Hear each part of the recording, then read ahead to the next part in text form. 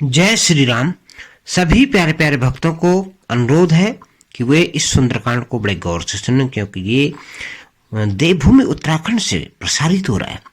और यह सुंदरकांड जो है आपको हमारे गुरु महाराज की जो है तस्वीर दिखाई दे रही है, साथ में हनुमान जी और श्री रामचंद्र जी का दरबार दिखाई दे रहा है।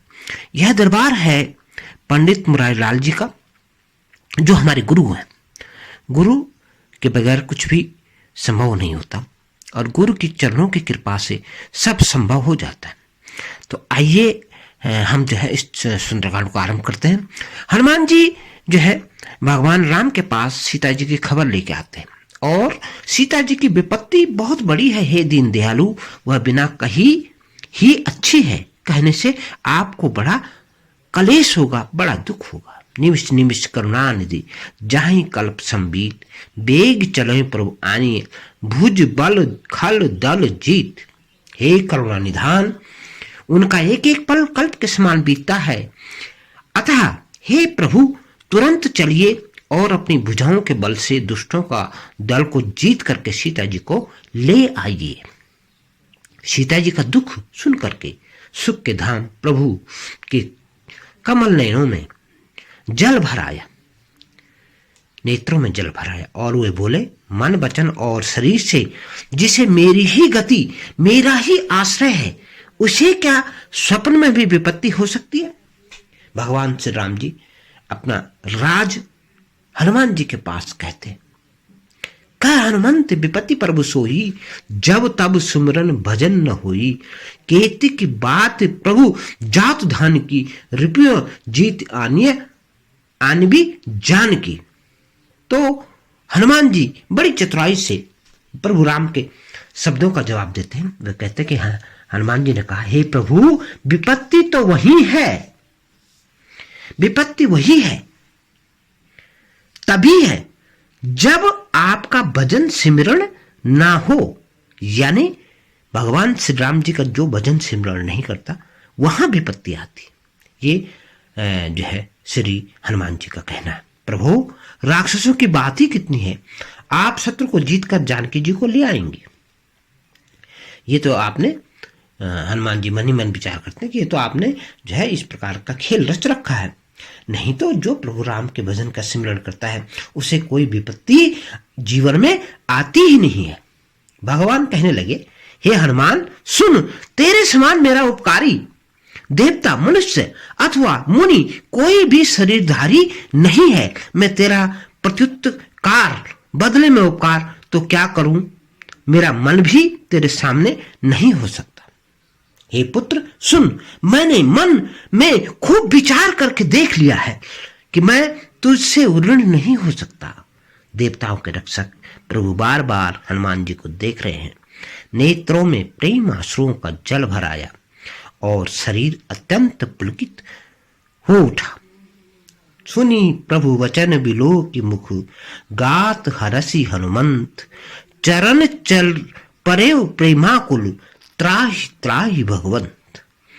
प्रभु के वचन सुनकर और उनके प्रसन्न मुख तथा पुलकित अंगों को देखकर हनुमान जी बहुत हर्षित हुए और प्रेम में विकल हो करके कहने लगे, हे भगवान, हे भगवान, मेरी रक्षा करो, मेरी रक्षा करो, कहते हुए श्री राम जी के चरणों में गिर पड़े। प्रभु उनका बार बार सिर उठाना चाहते हैं, परंतु प्रेम में डूबे हुए हनुमान जी को चरणों से उठना सुहाता नहीं है। प्रभु का कर कमल हनुमान जी के सिर पे है, भगवान श्री राम जी का हाथ हनुमान जी के सिर पे है। उस स्थिति का स्मरण करके शिव जी प्रेम मग्न हो जाते हैं। फिर उनको सावधान करके शंकर जी अत्यंत सुंदर कथा कहने लगे। हनुमान जी को उठाकर प्रभु ने हृदय से लगा लिया और हाथ पकड़ करके अपने निकट बैठा लिया। हे हनुमान, बताओ तो रावण के द्वारा सुरक्षित लंका और उसके बड़े बड़े बांके किले को तुमने किस प्रकार से जलाया। हनुमान जी ने प्रभु को प्रसन्न जाना और वे अभिमान रहित वचन बोले। क्या कहने लगे, बंदर का तो बस यही बड़ा पुरुषार्थ है कि वह डाल से दूसरी डाल पर चला जाता है, एक डाल से दूसरी डाल पर चला जाता है, मैंने जो समुद्र लांग कर सोने का नगर जलाया और राक्षस गणों को मारकर अशोक वन को उजाड़ डाला, यह सब तो हे रघुनाथ जी आपका ही तो प्रताप है। हे नाथ, इसमें मेरी बड़ाई नहीं है, मेरी कुछ प्रभुता नहीं है। हे प्रभु, जिस पर आप प्रसन्न होते हैं उसके लिए कुछ भी कठिन नहीं है। आपके प्रभाव से रुई, जो स्वयं बहुत जल्दी जल जाने वाली वस्तु है, बड़वा नल को निश्चित ही जला सकती, अर्थात असंभव भी संभव हो सकता है। हे नाथ, मुझे अत्यंत सुख देने वाली अपनी निश्चल भक्ति कृपा करके प्रदान कीजिए। हनुमान जी ने अत्यंत सरल वाणी सुनकर के हे भवानी, तब श्री रामचंद्र जी एव वस्तु ऐसा ही होगा कहते हैं। और उन्होंने कहा, हे उमा, जिसने भगवान श्री राम का स्वभाव जान लिया उसने भजन छोड़कर दूसरी बात ही नहीं कही, उसे यह सुहाती नहीं है। यह स्वामी सेवक का संवाद जिसके हृदय में आ गया वही रघुनाथ जी के चरणों की भक्ति पा गया। भगवान भोलेनाथ श्री राम जी की भक्ति का सार समझा रहे हैं पार्वती माता को।